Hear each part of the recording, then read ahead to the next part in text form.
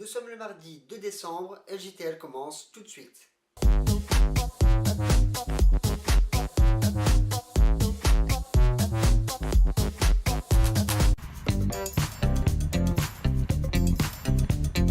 Hier soir, le Racing Club de Lens a publié un communiqué assez virulent pour condamner les incidents ayant eu lieu lors de Lens-Metz.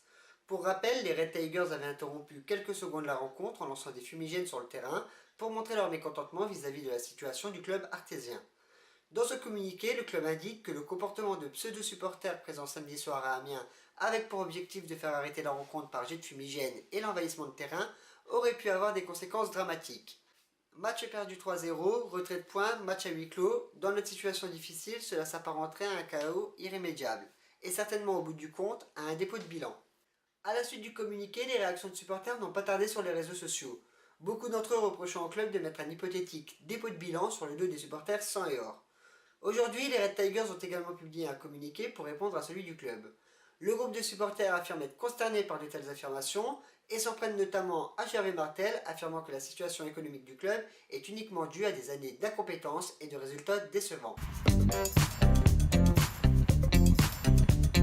Ceci n'est plus vraiment une surprise, mais le site du quotidien L'Équipe nous révèle que le Racing Club de Lens serait en rupture de trésorerie à la fin du mois si le club ne reçoit pas les différentes sommes qu'il attend depuis plusieurs mois.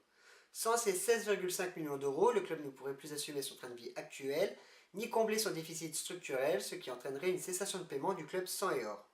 Toujours selon le quotidien, Afis Mamadov serait totalement hors course dans le versement de cette somme, du fait d'un emprunt de 112 millions d'euros qu'il ne peut plus rembourser, mais également de la demande de divorce de sa femme qui pourrait coûter très cher à l'actionnaire majoritaire du RCL.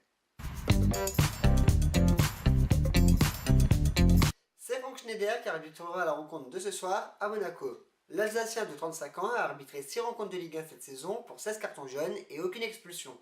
La dernière fois que l'homme noir a arbitré un match du RC Lens, c'était lors de la saison 2012-2013 et une défaite 2-1 du Racing sur la pelouse de Monaco. Cela ne s'invente pas.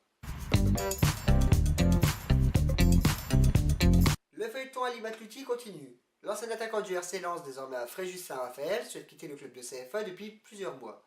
L'ancien joueur de Strasbourg aurait en effet plusieurs pistes avec des clubs de national pour un transfert cet hiver. Dans le quotidien L'Alsace, l'attaquant explique qu'il pourrait même aller jusqu'au bras de fer avec ses dirigeants. Je sais que je suis contractuellement lié au club et que la balle n'est pas dans mon camp, mais je pense qu'on peut tous y trouver notre compte. Me conserver coûte que coûte engendrerait chez moi une frustration compliquée à gérer. Je dis simplement que je ne me vois pas continuer ici et que me faire jouer avec la réserve ne serait une solution pour personne. Le FCM m'a tendu la main et j'ai tout fait pour lui rendre l'appareil. S'il est aujourd'hui en tête de CFA, j'ai aussi ma petite part de responsabilité. Dans l'idéal, j'aimerais évidemment qu'on se quitte bons amis. Félicitations à Odoman qui fut le premier à trouver notre dernier joueur mystère, Tony Vérel.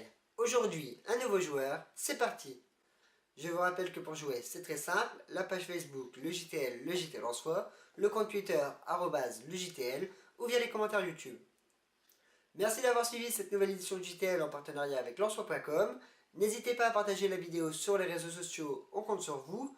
Nous, on se retrouve demain. D'ici là, bon match et allez Lens!